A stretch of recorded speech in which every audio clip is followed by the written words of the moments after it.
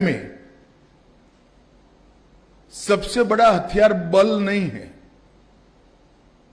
सबसे बड़ा हथियार वैज्ञानिक साक्ष्य है। अगर वैज्ञानिक साक्ष्य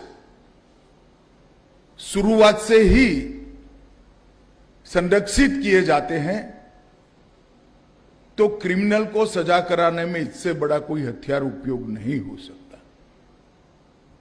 और फिंगरप्रिंट ये वैज्ञानिक साक्ष्य इकट्ठा करने की हमारी जो मशक्कत है, इसमें फिंगरप्रिंट और फिंगरप्रिंट का रिकॉर्ड और रिकॉर्ड का उपयोग इस सबसे बड़ा महत्वपूर्ण अंग है। और नाफिस इसकी एक यंत्रणा है।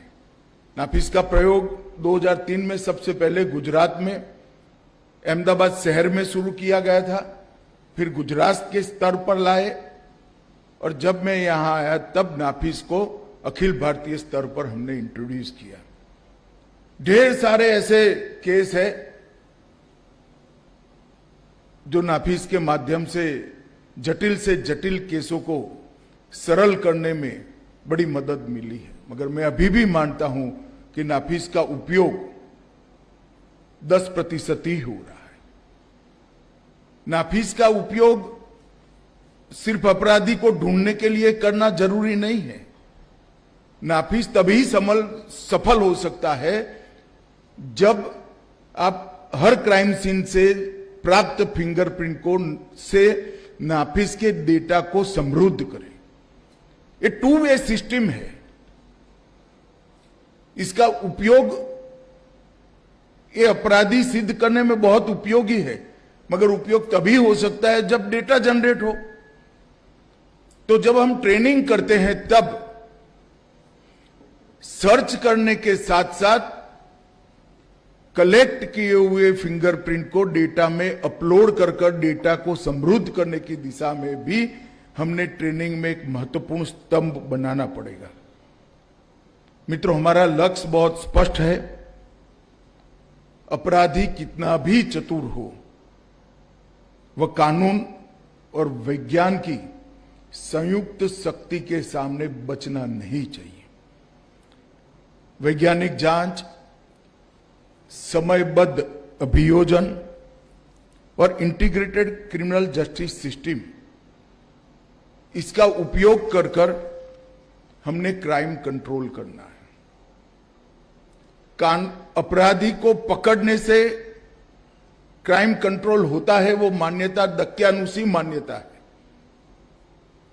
जब क्राइम करने से दंड मिलता है, ये भाव जब खड़ा होता है तो अपराध को रोकने के लिए बहुत बड़ी सफलता मिलती है, और ढेर सारे लोग अपराधी बनने से भी हम रोक सकते हैं। तो हमेशा हमारा थ्रस्ट अपराधी को पकड़ने के साथ साथ अपराध को सिद्ध करने के लिए भी रहना चाहिए और समय पर सिद्ध करने के लिए भी रहना चाहिए। मित्रों, आज एनसीआरबी की अभिज्ञान ऐप, सीआरपीआई एप्लीकेशन, ई प्रोसिक्यूशन और ई फॉरेंसिक दोनों के दूसरे वर्जन, इसका यहां से लोकार्पण किया गया। जब मैं सभी चीजों को पार्लियामेंट के सामने कानूनी जामा पहनाने के लिए ले गया था, बहुत विद्वान सांसदों ने मेरा बहुत मखौल उड़ाया था कि आप इसका राजनीतिक दुरुपयोग करोगे। एक आशंका भी व्यक्त की, शायद वो तो पॉलिटिकल थी, परंतु इतने बड़े देश में, इतने थानों में, इतने कोर्ट्स में, इतनी जेल में, इतने एफएसएल में किस प्रकार से आप इसको पहुंचा पाओगे, जोड़ोगे कैसे? जोड़ भी लिया तो सूचनाओं का इतना अंबार हो जाएगा, इसका एनालिसिस कैसे करोगे? एनालिसिस भी कर लिया तो इसको न्याय प्रक्रिया के साथ कैसे जोड़ोगे? मुझे बरोबर याद है, दोनों सदन मिलकर 37 भाषण हुए थे, 37, जो इस पूरी प्रक्रिया का मखौल उड़ाते थे। और मैं बेचारा बनकर गृह मंत्री नाते इसका जवाब दे रहा था।